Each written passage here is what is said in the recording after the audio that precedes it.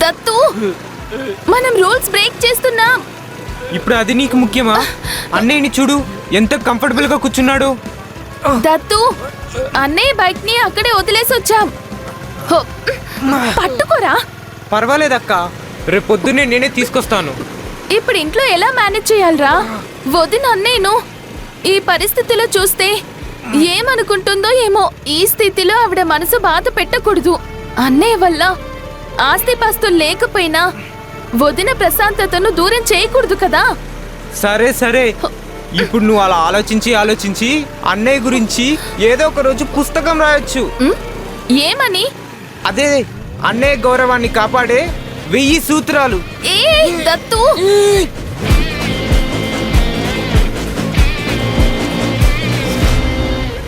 ముక్కేరా Meenakshi